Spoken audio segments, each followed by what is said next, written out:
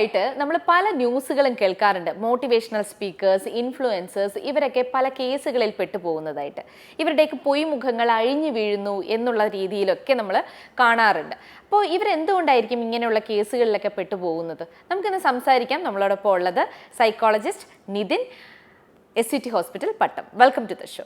നമസ്കാരം. നമ്മുടെ ഈ ഇൻസ്പിറേഷൻ ആവേണ്ട ആൾക്കാരല്ലേ ഈ ഒരു മോട്ടിവേഷണൽ സ്പീക്കേഴ്സൊക്കെ? ഇവരുടെയൊക്കെ ഈ ഒരു സംസാരവും ഇതൊക്കെ കൊണ്ടല്ലേ നമ്മുടെ ലൈഫിലെ പല കാര്യങ്ങളും പല ഇഷ്യൂസും നമ്മൾ മറക്കുന്നതും അതൊക്കെ ഒരു ഇൻസ്പിറേഷനായിട്ട് എടുക്കുന്നതും ഒക്കെ. അപ്പോൾ എന്തുകൊണ്ടായിരിക്കും അവർക്ക് ഇങ്ങനെയുള്ളൊരു കേസുകളിൽ ഇവർ പെട്ടുപോകുമ്പോൾ തന്നെ നമുക്ക് അവരോടുള്ളൊരു വിശ്വാസം നഷ്ടപ്പെട്ടു പോവുകയാണ്? എന്തുകൊണ്ടായിരിക്കും അങ്ങനെ സംഭവിക്കുന്നത്? അതൊരു പ്രധാനപ്പെട്ട കാര്യം. ഈ സോഷ്യൽ മീഡിയയുടെ ആവിർഭാവത്തിന് ശേഷം അവർ പ്രൊമോട്ട് ചെയ്യുന്ന കണ്ടന്റ് ആയിരിക്കില്ല ആക്ച്വലി അവരുടെ ലൈഫ് എന്ന് പറയുന്നത്.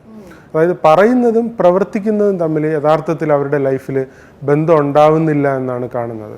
ഇപ്പോൾ റീസെൻ്റ്ലി നമ്മുടെ കേരളത്തിൽ റിപ്പോർട്ട് ചെയ്തിരിക്കുന്ന കേസുകളൊക്കെ എടുത്ത് നോക്കിക്കഴിഞ്ഞാൽ ഒരു കോമൺ ആയിട്ട് കാണുന്ന ഒരു ഫാക്ടർ എന്ന് പറഞ്ഞാൽ ഈ വ്യക്തികളുടെയൊക്കെ തന്നെ ഒരു ചൈൽഡ്ഹുഡ് അല്ലെങ്കിൽ ഒരു ടീനേജ് അല്ലെങ്കിൽ ഏർലി അഡൽട്ട്ഹുഡ് ആയിട്ടുള്ള യങ്സ്റ്റേഴ്സ് ആയിട്ടുള്ള ഒരു ടൈമിൽ ഇവർ ഇമ്മോറലായിട്ടുള്ള അല്ലെങ്കിൽ ഈവിളായിട്ടുള്ള അല്ലെങ്കിൽ ഇല്ലീഗലായിട്ടുള്ള കാര്യങ്ങൾ ചെയ്തിരിക്കുകയും പിന്നീട് ഒരു സാഹചര്യത്തിൽ കുറേ നാൾ ചിത്രത്തിലില്ലാതിരിക്കുകയും പിന്നീട് പെട്ടെന്ന് ഒരു പോപ്പുലാരിറ്റി അല്ലെങ്കിൽ ഒരു പബ്ലിസിറ്റിക്ക് വേണ്ടിയിട്ട് ഏതെങ്കിലും ഒരു വഴി തിരഞ്ഞെടുക്കുന്നതായിട്ടാണ് കാണുന്നത്. അപ്പം ഈ ഇടയിലുള്ള ഒരു ആബ്സെൻസ് ഇവരൊരു നല്ല ആളാണെന്നുള്ള ഒരു തെറ്റിദ്ധാരണ പൊതുസമൂഹത്തിൽ അല്ലെങ്കിൽ ഒരു ലാർജർ ഓഡിയൻസിനിടയിൽ വരുന്നുണ്ട് എന്നുള്ളതാണ്. അപ്പം ഇവർ ബേസിക്കലി നല്ല ആളായതുകൊണ്ടല്ല, അവർ നല്ല രീതിയിൽ ഒരു ഡബിൾ ഫേസ് ആയിട്ട് അല്ലെങ്കിൽ ഡബിൾ മൈൻഡായിട്ട് അല്ലെങ്കിൽ ഒരു ഹിപ്പോക്രറ്റായിട്ട് കണ്ടൻറ്റ് അവർ പ്രൊഡ്യൂസ് ചെയ്യുകയും, പക്ഷേ ഇവരുടെ ഉള്ളിലുള്ള ഇൻറ്റൻഷൻ എന്ന് പറയുന്നത് പബ്ലിസിറ്റിയും പോപ്പുലാരിറ്റിയും ആയതുകൊണ്ട് തന്നെ ഇവരുടെ ആ ഒരു ബാഡ് നെഗറ്റീവ് ഇൻറ്റൻഷൻ പതിയെ പുറത്തു വരുന്നതായിട്ടാണ് കാണുന്നത്. സുരാജ് വെഞ്ഞാറമൂട് ഒരു സിനിമയിൽ പറഞ്ഞ പോലെ നമ്മൾ പുറമെ എത്ര വിനയം വാരിക്കോരി തേച്ച് വെച്ചാലും ഉള്ളിൽ കിടക്കുന്ന ഫ്രോഡ് ഇടയ്ക്കിടയ്ക്ക് തള്ളി പുറത്തു വരുമെന്ന് പറയും. അതുപോലെയാണ് പല ആൾക്കാരും എന്ന് എനിക്ക് തോന്നിയിട്ടുണ്ട്. അപ്പോൾ ഇവരെയൊക്കെ ആയിരിക്കും നമ്മുടെ ലൈഫിൽ ഇൻഫ്ലുവൻസ് ചെയ്യുന്നത്. ഇവരുടെ ഈ ഒരു സ്പീച്ചൊക്കെ കണ്ടിട്ടായിരിക്കും നമ്മുടെ ലൈഫിലെ പല പ്രശ്നങ്ങളും, നമ്മൾ ഡൗൺ ആയിരിക്കുന്ന സമയത്തൊക്കെ ഇതൊക്കെ കണ്ടിട്ടായിരിക്കും നമ്മൾ ഇൻസ്പിറേറ്റഡ് ആവുന്നത്.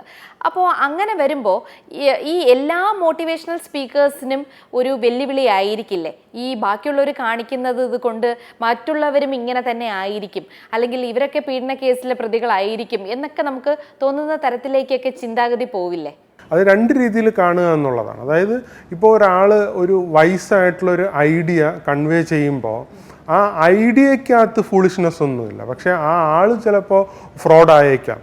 അപ്പോൾ ഐഡിയ നമ്മൾ എടുക്കുന്നത് കൊണ്ട് പ്രോബ്ലം ഒന്നുമില്ല, പക്ഷേ ആൾ അങ്ങനെയാണ് എന്ന് നമ്മൾ വിശ്വസിക്കുകയാണെങ്കിൽ അത് നമ്മളെ കൂടുതൽ സ്ട്രെസ്ഫുൾ ആക്കാനാണ് സാധ്യത. സബ്സിക്വൻ്റ്ലി നമ്മളിപ്പോൾ ഒരു സ്റ്റേജിൽ കാണുന്ന ഒരാൾ അല്ലെങ്കിൽ സോഷ്യൽ മീഡിയയിൽ കാണുന്ന ഒരാൾ അവരുടെ ഒരു റിയാലിറ്റി അവരുടെ ലൈഫ് എടുത്ത് നോക്കുമ്പോൾ ആക്ച്വലി അതായിരിക്കില്ല അവർ നടത്തിക്കൊണ്ട് പോകുന്നത്.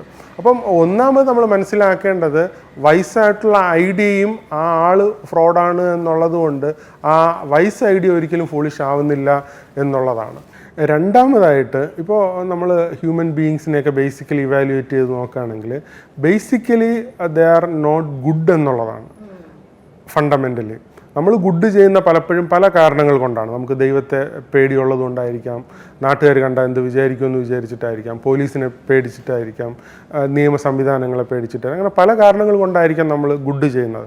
അപ്പോൾ ഈ ഫാക്ടേഴ്സ് ഒന്നും നമ്മളെ ഇൻഫ്ലുവൻസ് ചെയ്യുന്നില്ലെങ്കിൽ നമ്മൾ ബാഡ് ചെയ്യാനുള്ള അല്ലെങ്കിൽ ഈവിൾ ചെയ്യാനുള്ള ടെൻഡൻസി ഹ്യൂമൻ ബീയിങ്സിൻ്റെ ബേസിക് നേച്ചറിനകത്ത് തന്നെ ഉള്ളൊരു കാര്യമാണ്. അപ്പോൾ ആര് വേണമെങ്കിലും എപ്പോൾ വേണമെങ്കിലും വീണു പോകാൻ സാധ്യത ഉണ്ട് എന്നുള്ളതൊരു റിയാലിറ്റിയാണ്.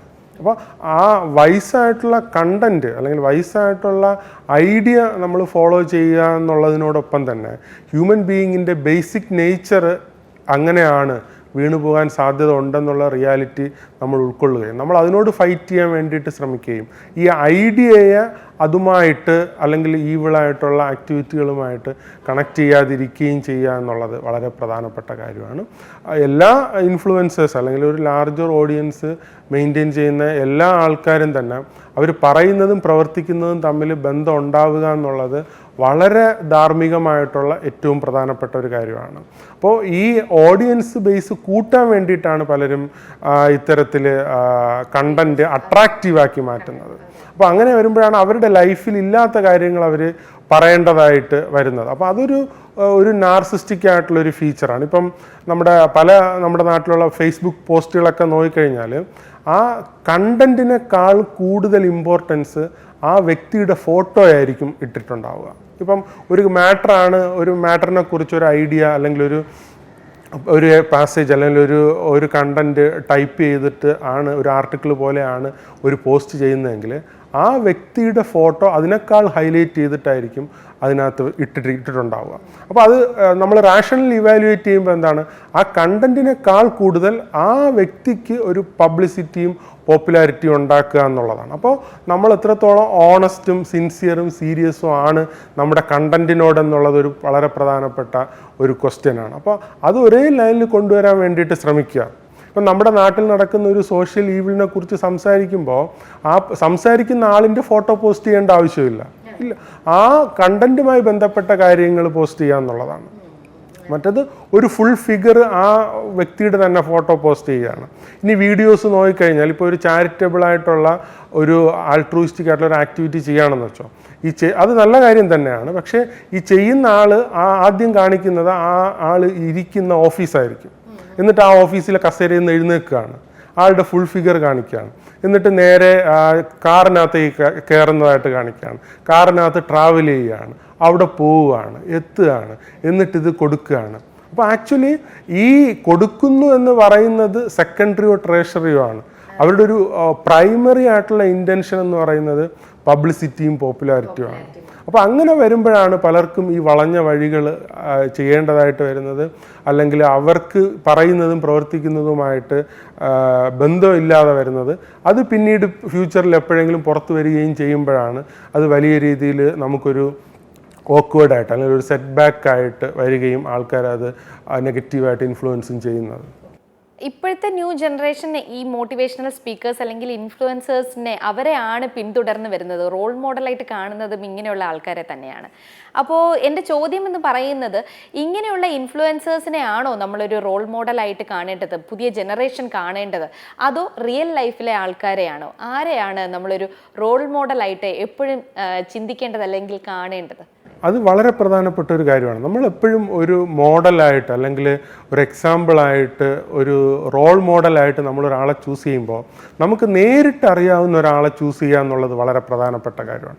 നമ്മൾ ഇതുവരെയും നേരിട്ട് കണ്ടിട്ടില്ലാത്ത ആളുടെ ബാക്ക്ഗ്രൗണ്ടുകളെക്കുറിച്ച് ഒരു ഐഡിയയും ഇല്ലാത്ത എവിടെയെങ്കിലും ഇരിക്കുന്ന ആളിനെ നമ്മളെ ലൈഫിൽ ഫോളോ ചെയ്യണം, ആൾ പറയുന്നത് വളരെ അപ്പീലിങ്ങും അട്രാക്റ്റീവുമാണെന്ന് നമുക്ക് തോന്നുന്നത് കൊണ്ട് അത് ഫോളോ ചെയ്യുവാണെങ്കിൽ സബ്സിക്വൻ്റ്ലി നമ്മൾ ഫ്രസ്ട്രേഷനിലേക്കും നമ്മൾ വീണു പോകാനുള്ള സാധ്യത വളരെ കൂടുതലാണ്.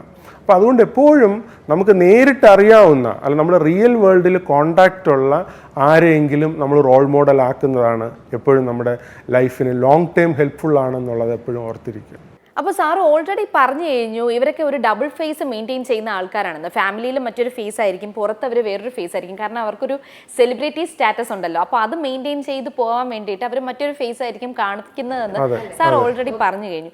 പക്ഷേ എന്നിരുന്നാലും ഇവരെല്ലാവരും മനുഷ്യരല്ലേ, അവർക്കൊരു മാനുഷിക പരിഗണന എന്ന് പറയുന്ന ഒരു സംഭവം ഉണ്ടല്ലോ. അത് മറ്റുള്ളവരുടെ അടുത്ത് കാണിക്കാതെ ഇരിക്കാൻ പറ്റുമോ? ഈ ഒരു കേസുകളിലൊക്കെ പെടുന്ന ആൾക്കാരെ അവരുടെ ഒരു മാനസികാവസ്ഥ എന്തായിരിക്കും?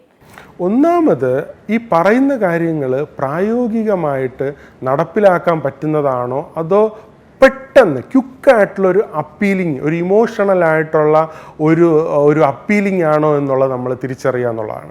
ഇപ്പോൾ പല മോട്ടിവേഷണൽ ക്ലാസ്സുകളും പല മോട്ടിവേഷണൽ വീഡിയോയും നമ്മൾ നോക്കിക്കഴിഞ്ഞാൽ ഒരു സ്റ്റാൻഡപ്പ് കോമഡി പോലെയാണ്. നമ്മൾ അവിടെ ക്ലാസ്സിലിരിക്കുമ്പോൾ അല്ലെങ്കിൽ വീഡിയോ കേൾക്കുമ്പോൾ കാണുമ്പോൾ ഇപ്പോൾ നമുക്കിതെല്ലാം കൂടെ അങ്ങ് മറിച്ച് കളയാമെന്നുള്ള ഒരു താൽക്കാലികമായിട്ടുള്ളൊരു ഹൈപ്പാണ് ആക്ച്വലി ഉണ്ടാക്കുന്നത്. പക്ഷേ ഒരിക്കലും നമുക്ക് ആ വീഡിയോ കണ്ടുകൊണ്ട് നമ്മുടെ ലൈഫ് സക്സസ് ആക്കാൻ പറ്റില്ല എന്നുള്ളത് യാഥാർത്ഥ്യമാണ്. നമ്മുടെ ലൈഫ് സക്സസ്ഫുള്ളായിട്ട് മുന്നോട്ട് കൊണ്ടുപോകണമെങ്കിൽ നമുക്ക് അതിൻ്റേതായിട്ടുള്ള എബിലിറ്റി അത്യാവശ്യമാണ്, റിസോഴ്സസ്, ഓപ്പർച്യൂണിറ്റീസ്, ഒരുപാട് ഫാക്ടേഴ്സ് നമുക്ക് ഉണ്ടെങ്കിൽ മാത്രമാണ് നമുക്ക് പ്രോപ്പറായിട്ടൊരു സക്സസ് ഉണ്ടാക്കാനായിട്ട് കഴിയുക എന്നുള്ളത് യാഥാർത്ഥ്യമാണ്. അതിനേക്കാൾ ഉപരി ഹാർഡ് വർക്കും വളരെ ഇമ്പോർട്ടൻ്റ് ആണ്. പക്ഷേ ഇപ്പോൾ നമ്മുടെ നാട്ടിൽ അങ്ങനെയല്ല. ഈ മോട്ടിവേഷണൽ ക്ലാസ്സുകൾക്കും വീഡിയോയ്ക്കും ഭയങ്കര ഡിമാൻഡാണ്. മോട്ടിവേഷണൽ സ്പീക്കേഴ്സൊക്കെ തന്നെ വലിയ രീതിയിൽ ചാർജ് ചെയ്തിട്ടാണ് ഓരോ ക്ലാസ്സുകൾ അവരെടുത്തു കൊടുക്കുന്നത്. അപ്പോൾ അവർ കൂടുതലും ഞാൻ മനസ്സിലാക്കിയിടത്തോളം ഞാൻ കണ്ടിരിക്കുന്നത് ഒരു എക്സൈറ്റ്മെൻ്റ് ആണ് അവരിൽ ഉണ്ടാക്കുന്നത്, ഒരു ടെമ്പററി ആയിട്ടുള്ളൊരു ഫീലിംഗ് ആണ് ഉണ്ടാക്കുന്നത്. അത് ഈ പറയുന്ന ഒരു ചൂട് ചായ നമ്മൾ കുറച്ച് നേരം വെച്ചിരുന്ന തണുത്ത് പോകുന്ന പോലെ നമ്മൾ ആ ക്ലാസ് കഴിഞ്ഞ് പുറത്തിറങ്ങുമ്പോൾ അല്ലെങ്കിൽ ആ വീഡിയോ കണ്ട് കുറച്ച് കഴിയുമ്പോൾ ആ മോട്ടിവേഷൻ ഉണ്ടാക്കിയ നമ്മുടെ ഉള്ളിലുണ്ടാക്കിയ ആ ഒരു ഹൈപ്പ് അങ്ങ് പോവുകയാണ്. പിന്നെ നമുക്ക് മുമ്പുണ്ടായിരുന്നതിനേക്കാൾ കൂടിയ ഫ്രസ്ട്രേഷനാണ് ഉണ്ടാവുന്നത്. കാരണം ഈ മോട്ടിവേഷണൽ വീഡിയോ അല്ലെങ്കിൽ ഈ ക്ലാസ് കണ്ടത് കാരണം നമുക്ക് എന്തൊക്കെയോ ഉണ്ടെന്നുള്ള ഒരു തെറ്റിദ്ധാരണ നമ്മുടെ ഉള്ളിൽ വരികയാണ്. പക്ഷെ അതുണ്ടായിട്ടും എല്ലാവർക്കും പറ്റുന്നുണ്ടല്ലോ, എനിക്ക് മാത്രം പറ്റുന്നില്ല എന്നുള്ള ഒരു മാനസികാവസ്ഥ ഈ ക്ലാസ് കഴിയുമ്പോൾ ഉണ്ടാവുകയാണ്. അപ്പോൾ അങ്ങനെ ഉണ്ടാവുമ്പോൾ മുമ്പുണ്ടായിരുന്നതിനേക്കാൾ കൂടുതൽ ഡിസ്ട്രെസ്സും ഫ്രസ്ട്രേഷനുമാണ് ഈ മോട്ടിവേഷണൽ ക്ലാസ്സും മോട്ടിവേഷണൽ വീഡിയോസും ഉണ്ടാക്കുന്നു എന്നുള്ളത് ഇത് കാണുന്ന പലരും മനസ്സിലാക്കുന്നില്ല എന്നുള്ളതൊരു യാഥാർത്ഥ്യമാണ്. അപ്പോൾ സാറ് പറയുന്നതനുസരിച്ചാണെങ്കിൽ മോട്ടിവേഷണൽ സ്പീക്കേഴ്സ്, ഇൻഫ്ലുവൻസേഴ്സ് ഇങ്ങനെയൊന്നും ഉള്ള ആൾക്കാരുടെ പിന്തുടർന്നല്ല നമ്മുടെ ലൈഫ് കൊണ്ടുപോവേണ്ടത്. നമ്മളെപ്പോഴും നമ്മളായിട്ടിരിക്കുക, നമ്മളെ കൊണ്ട് ചെയ്യാൻ പറ്റുന്നത് തന്നെ നമ്മുടെ ലൈഫിൽ ചെയ്യാൻ നോക്കുക. അതല്ലാതെ മറ്റുള്ളവരുടെ ആ ഒരു കാഴ്ചപ്പാടിലോ അല്ലെങ്കിൽ മറ്റുള്ളവർ ചെയ്യുന്നതനുസരിച്ച് അനുകരിച്ച് അവരെ ഒരു റോൾ മോഡലാക്കി കൊണ്ടുപോകാനല്ല ശ്രമിക്കേണ്ടത്.